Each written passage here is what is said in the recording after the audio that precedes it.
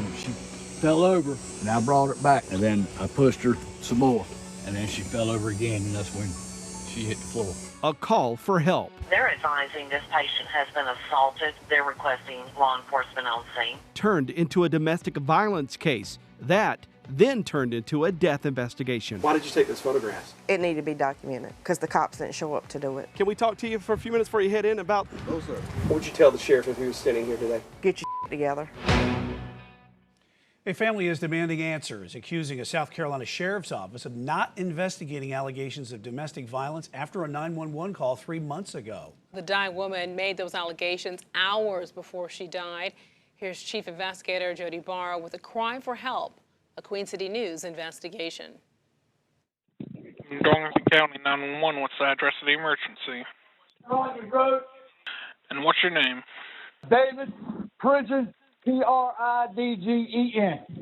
And tell me exactly what happened. My wife just passed out. She's laying on the floor, sir.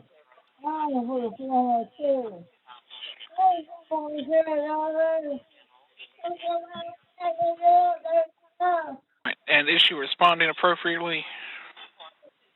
Yes. Okay. She was sitting there, and I was pushing her because of her feet. She couldn't pick up that one leg, her left leg. So I was pushing her, and she passed out in front of me. David Pridgen says he was doing what he did every day, caring for his disabled girlfriend. I just told her, I said, "Baby, are you all right?"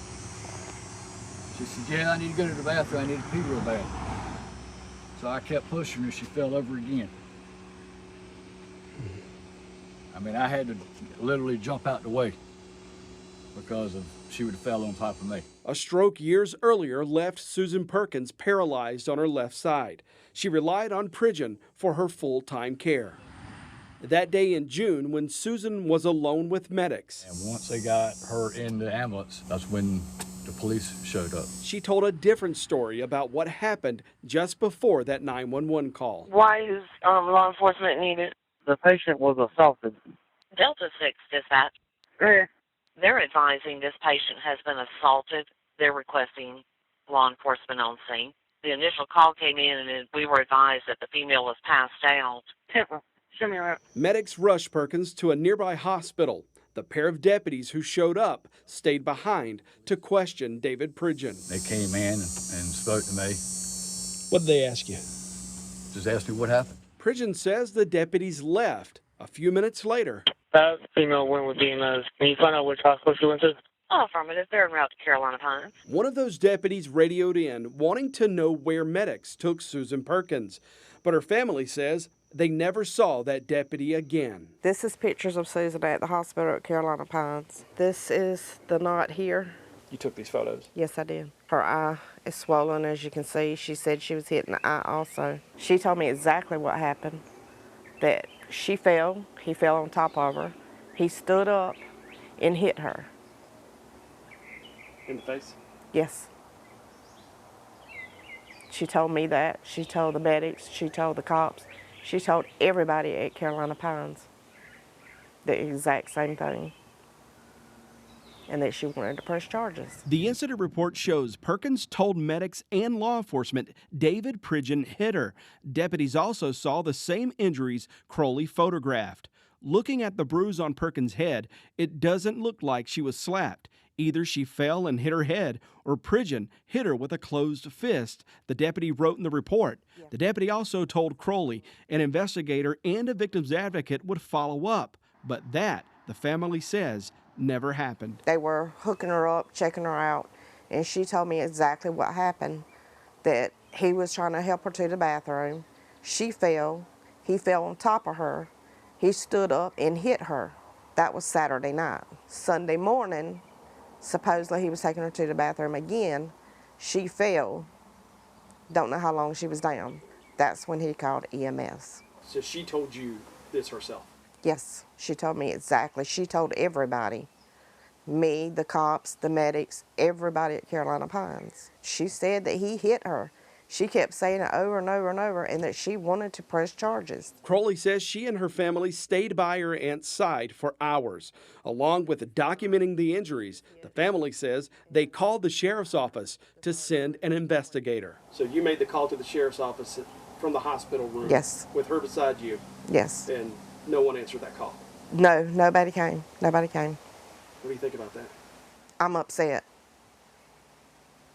They should have done their job. They should have came to the hospital and took her statement. If they had just came and got her statement, we could have got justice for her, even though she's deceased. We could have got justice for her. The following morning, 21 hours after that 911 call, Susan Perkins died. She was 61 years old. What message do you think they sent Susan Perkins in her final hours? You don't matter. Coming up. She made the allegation that an assault occurred. They have an absolute duty to investigate that accusation. Why would she say that in her final hours? I don't know. You don't want to talk anything about it? No, sir. What would you tell the sheriff if he was standing here today? Get your shit together. When Cry for Help continues after this. What made me call was because she fainted and passed out. I mean, well, she didn't pass out. She just fell out the chair and everything. So she fell out the chair and was laying on the floor there? Right there in the kitchen. Can you show me? Throughout our 35-minute interview with David Pridgen. What are you looking for here? The search warrant. Over and over again, he denied doing what Susan Perkins accused him of hours before her death 3 months ago. I've never hit her, never assaulted her or anything. I've never put my hand on her, never hit her. I would have never hit her. I'd love her to this day. I've never assaulted her, never hit her, never slapped her or anything. I've never hit Susan. I would never want to hit Susan. No, it never happened. In no way? No. Okay. No way, such a form. 911 calls from the home were not rare. Dispatch records show 51 calls in the past 5 years. Half were medical. The other half were for law enforcement. County dispatch records show 8 domestic disturbance calls, and the sheriff's office filed a report in only 1 of those 8.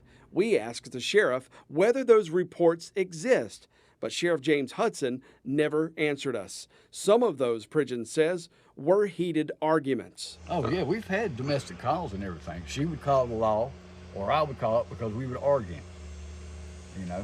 But other than that, you know, physically, no. There was no physical between us two. I could hear her in the background. The sheriff's case file shows deputies didn't know Susan Perkins died, not until Kim Crowley called them shortly after Perkins' death. The only evidence showing a deputy at the hospital was 3.5 hours after she died, when a deputy photographed her injuries. 4 hours after Perkins died, David Pridgen was sitting in a sheriff's interview room. Again, that's what's so odd about this is that Ms. Perkins would make that statement and you say it's from out of nowhere. I'm just trying to understand why she would tell law enforcement that. I don't know, but they took me down to the station and they interrogated me for maybe 2 hours. The homicide task force pointed out conflicts in Pridgen's statement, noting he first said he drug his girlfriend to the living room after she passed out, then changing his statement to he helped her to the living room. And investigators noted Pridgen claimed he called 911 for Perkins a few times over the weekend, but the report shows investigators found that did not happen. The final note from the Pridgen interrogation: David Pridgen was not upset over his girlfriend's death. During the interview with David Pridgen, he did not appear to be distraught or upset over the death of Susan. The main concern of his was getting home so that he could smoke a cigarette and drink beer. Do you agree with that? No. Deputies took Pridgen back to his girlfriend's house after the interview and handed him a search warrant for the home. The sheriff's office took these pictures and seized Susan Perkins' cell phone, but the report shows deputies never opened the phone up to look for evidence. The Darlington County coroner ordered an autopsy for Susan Perkins. Dr. Angelina Phillips noted the injuries to Perkins' face and head, but after finding blood clots in her lungs, the pathologist determined the manner of death was natural causes. The autopsy report showed no connection between these injuries and Perkins' death.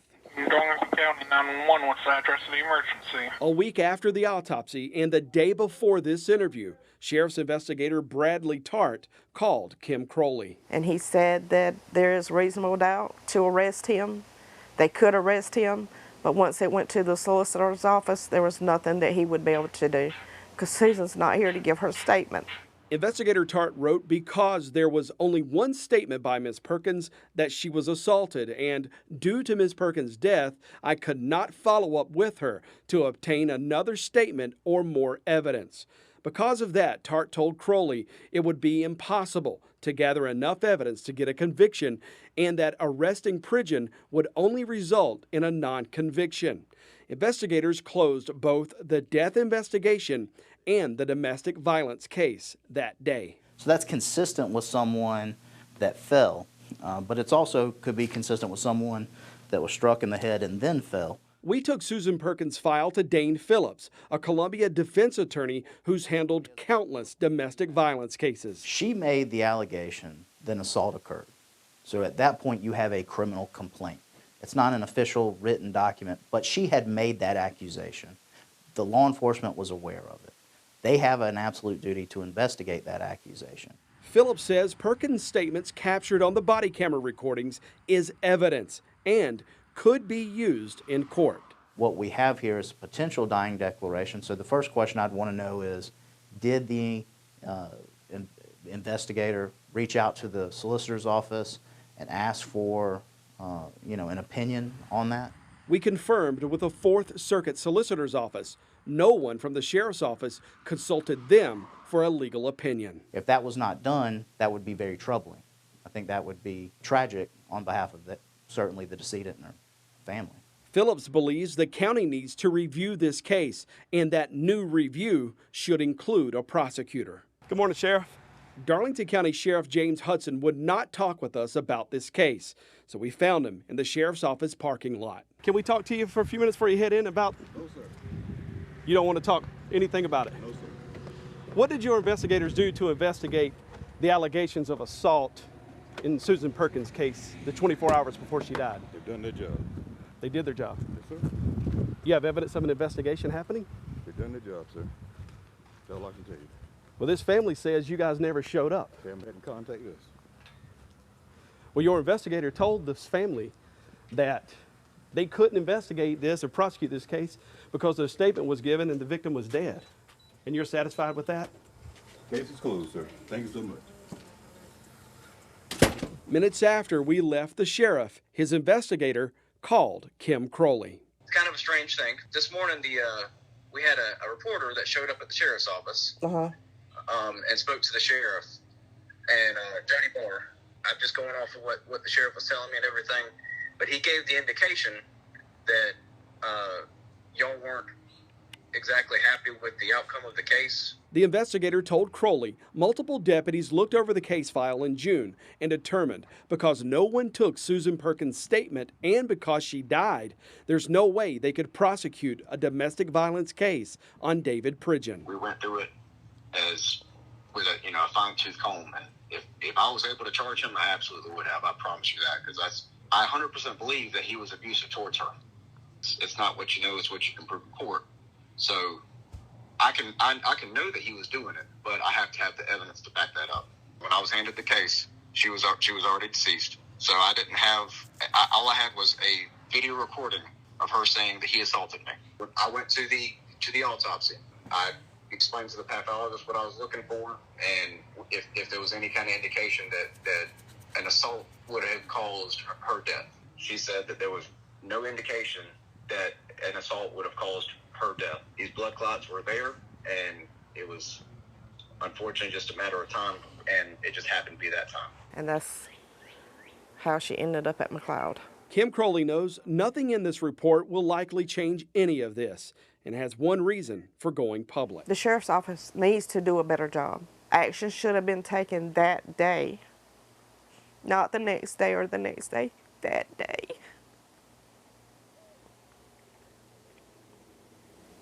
What message do you think they sent Susan Perkins in her final hours? You don't matter. We asked to see the body camera video of the 911 call to Susan Perkins' home, but Sheriff James Hudson and the county attorney's office would not give us that video so we could show you or Perkins' family that recording. We also asked to see the recording from the David Pridgen interview, but the sheriff's office wouldn't even tell us whether that interview was ever recorded. I called solicitor Will Rogers to ask about this case. Rogers says he's reviewing the case file now, but his review would only look into whether a charge could be filed related to the assault allegations only.